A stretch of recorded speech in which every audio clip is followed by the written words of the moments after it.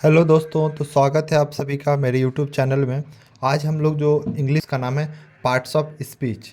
तो हम लोग समझते हैं कि पार्ट्स ऑफ स्पीच क्या होता है, इसके कितने टाइप्स होते हैं और एक एक कर को हम लोग वन बाय वन एक्सप्लेन करते हैं।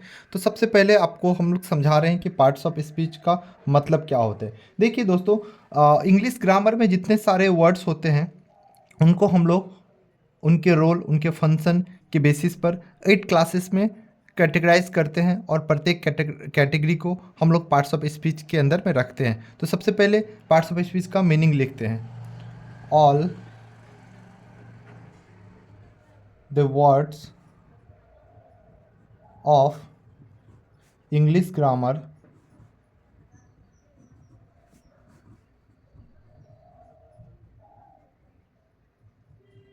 Are grouped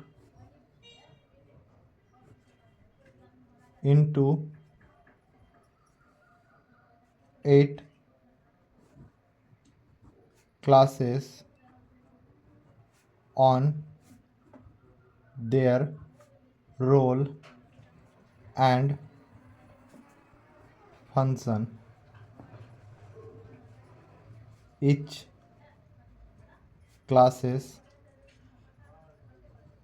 are known as parts of speech.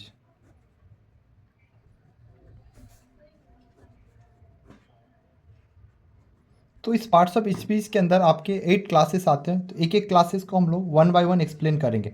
सबसे जो पहला क्लासेस आता है वो है आपका नाउन। सबसे पहले हम लोग समझते हैं कि नाउन का मतलब क्या होता है। देखिए, नाउन को हम लोग सिंपली बोलते हैं कि नेमिंग वर्ड। हाँ, बट बस नेमिंग वर्ड से आपको समझ में नहीं आ पाएंगे। तो नाउन को हम लोग कैसे डिफाइन कर सकते हैं?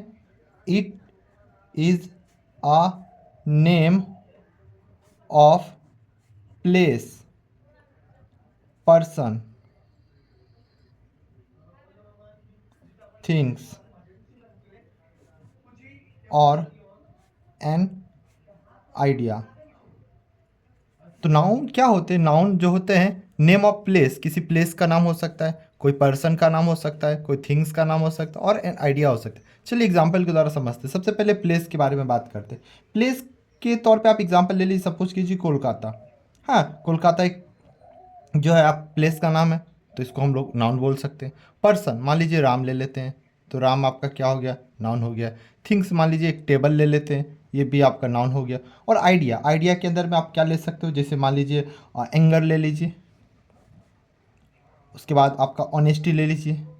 तो ये सब जितने सारे होते हैं ये सब एन आइडिया है। हाँ, तो इस सब को हम लोग नाउन के कैटेगरी में डालते हैं। तो नाउन क्या होता है? Noun India name of place, person, things और एन आइडिया। इसके बाद आपका जो सेकेंड पार्ट्स ऑफ स्पीच है उसका क्या नाम है? उसका आपका नाम है प्रोनाउन। तो सबसे पहले हम लोग समझते हैं प्रोनाउन क्या होते हैं।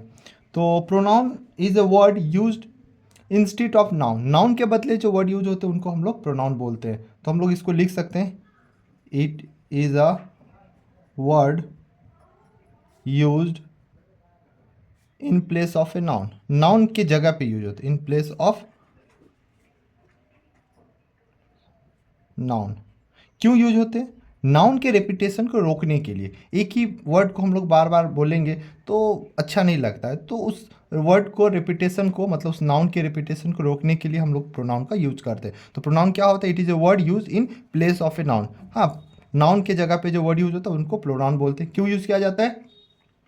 It is used to avoid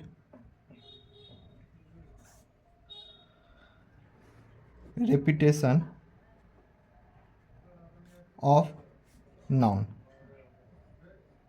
example के द्वारा समझते हैं। सपोज कीजिए ही, सी, यू, दे, ये सभी जितने सारे वर्ड्स हम बोल रहे हैं ये सब क्या है? आपका प्रोनाउन है ना? तो ये सब नाउन के बदले हम लोग क्या कर सकते हैं? इन सभी का यूज कर सकते हैं, तो आपका प्रोनाउन के कैटेगरी के अंदर आ जाते हैं। थर्ड वर्ड यूज है आपका वर्ब। तो वर्ब का मतलब क्या होता है? तो देखिए, वर्ब जो वर्ड होता है वो आपका एक्शन, स्टेट और एन इवेंट को डिस्क्राइब करते हैं। तो हम लिख देते हैं, it is a word that describe an action.